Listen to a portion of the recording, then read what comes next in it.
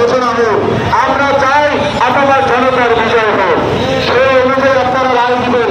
মনে রাখবেন, যদি কোনো ধরনের অপকৌশল, কোনো ধরনের আপনারা কৌশল অবলম্বন করার চেষ্টা করেন, আমরা গতকালকেও বলেছি, আজকেও বলতেছি, বরিশাল কিন্তু অবরোধ করা হবে।